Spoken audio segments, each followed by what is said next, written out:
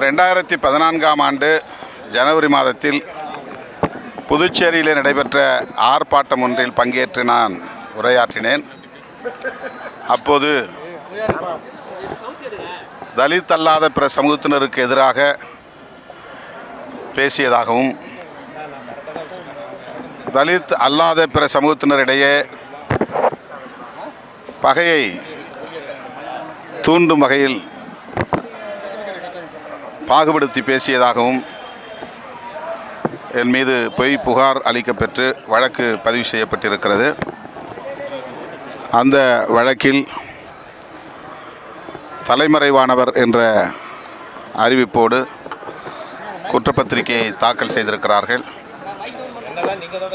இந்த நிலையில் நான் நேரிலே இன்றைக்கு நீதிபதி முன்னால் ஆஜராகி வழக்கை விரைந்து நடத்துமாறு கோரிக்கை விடுத்திருக்கிறோம். கோரப்பட்ட வழக்கு பொய் வழக்கு, இதை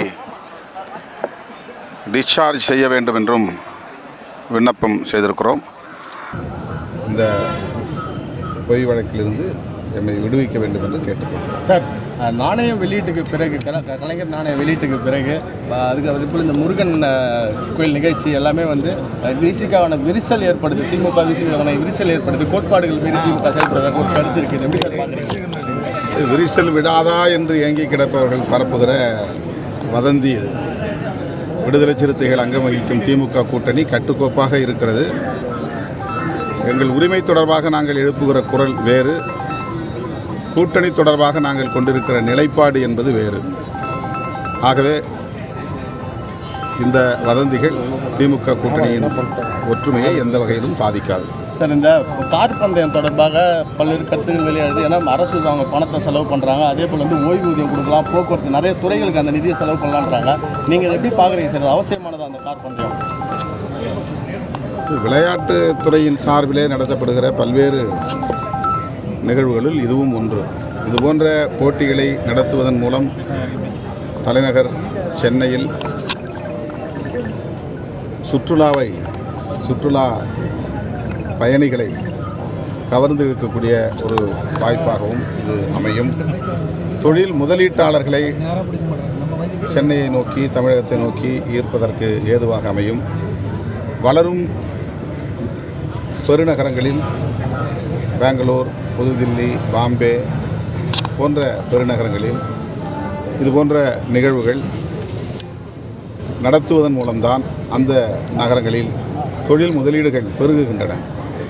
ஆகவே ஒரு நல்லெண்ணத்தின் அடிப்படையில் மேற்கொள்ளப்படுகிற முயற்சி என்பதால் தான் நீதிமன்றமும் இந்த போட்டியை நடத்தலாம் என்று தீர்ப்பளித்திருப்பதாக நம்புகிறேன். சார், எங்கள் முதலமைச்சர் மாநில அந்தஸ்துக்கு இந்தியா கூட்டணி எம்பிக்களிடம் வலியுறுத்த வேண்டும் நாடாளுமன்றத்தில் சொல்லியிருக்காரு. நீங்கள் இந்தியா கூட்டணியில் எங்கள் மாநில அந்தஸ்து, புதுச்சேரி மாநில அந்தஸ்துக்கு நாங்கள் அதை வரவேற்கிறோம், வலியுறுத்துவோம். சார், வாழைப்படத்தை ஆரியஸ் செல்வராஜ் மட்டும் நீங்கள் இந்த படத்தை பார்த்த பிறகு தானே பாராட்ட முடியும். படத்தை பார்த்த பிறகு பாராட்ட. சார், சசிகலாவின் சகோதரர் தினகரன் தனபால் முன்னாள் சபாநாயகர் தனபாலை நாங்கள் முதலமைச்சராக திட்டமிட்டு இருந்தோம், சிலர் ஒத்துக்கல, அதனால தான் ஆக்க முடியலன்னு ஒரு பேட்டி கொடுக்குறாரு. யார்? சசிகலாவின் சகோதரர் திவாகரன்.